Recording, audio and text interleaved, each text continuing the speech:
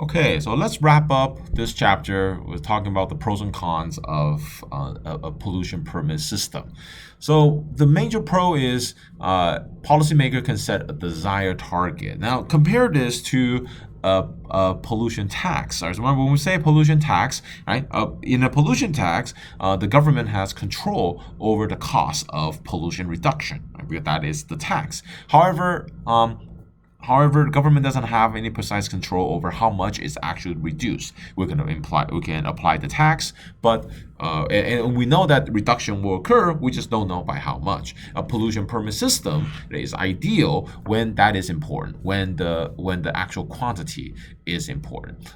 Okay. Now, afterwards, right, there's an incentive to continue to reduce pollution even after the target is reached. Right now, this is true for any market-based system, but so a pollution tax has this benefit as well. So this is more of comparison to an emission standard, where if you apply an emission standard, then the companies, once they meet that standard, they have no more incentive to continue to reduce pollution.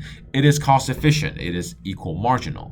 Right? Because each firm is reducing where the marginal cost equals the marginal benefit. Right?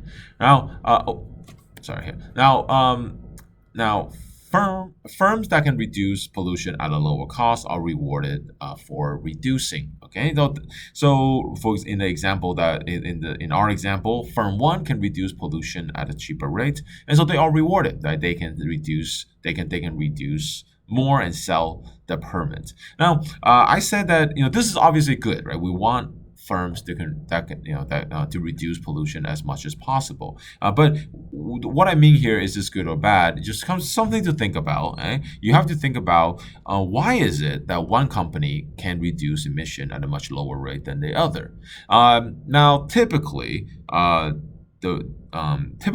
we observe this when one of the firms is polluting a lot or is being historically irresponsible. Right? So imagine if one company, right, they've been using a lot of outdated technology. They haven't installed any filters and so on. And so if you ask that company, the irresponsible one, to reduce emission, that company can reduce emission very cheaply.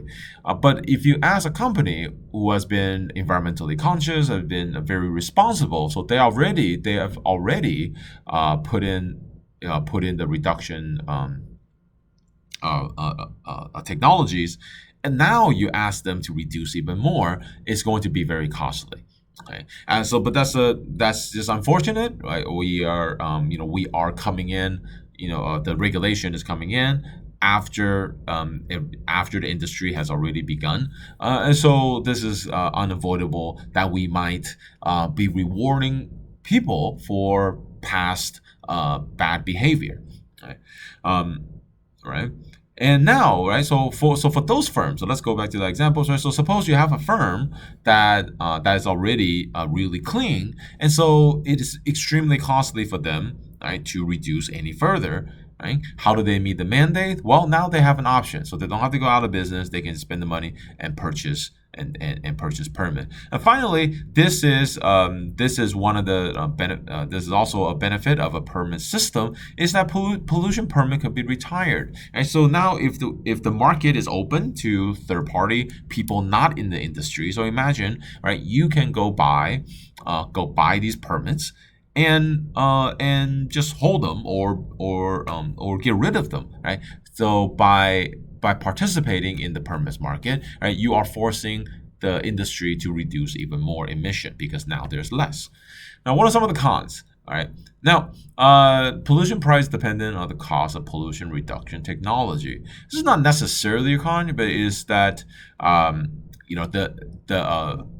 cheaper it is to reduce pollution, right? Then the lower the permit price, right? And vice versa. If the pollution reduction technology is very costly, then the permit price will be very high. All right. But the major con right? This is the one you want to focus on when talking about tradable permit systems, is that the permit price is dependent on the supply of permit. The more permit there are on the market, regardless of if it's from the government or if it's from, well, they're all from the government. Like, let's stick with that. So if the permits are issued by the government. Okay, what I mean by that is, regardless of how it's traded later on, it doesn't matter. The more permit there are on the market, the lower the permit price.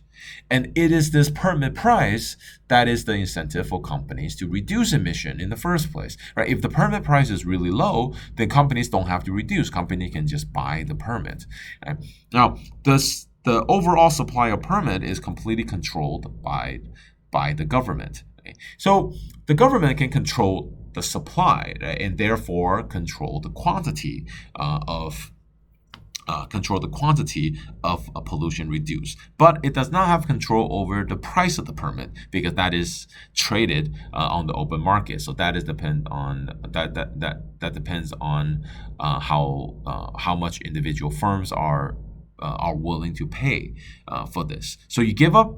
So with a pollution permit system, right, you have control over quantity, but you have no control over price. You have influence, right? You can reduce the number of permits to raise the price. You can increase the number of permits to lower the price. Okay, and the reason why this is a con, I say that is a con, is because historically governments, especially in Europe, which is something we'll talk more about in chapter 13, they have been reluctant to reduce the number of permits. So one of the biggest criticism of the European trading system is that the permit price is too low, and because that is due to the supply of permits being too high.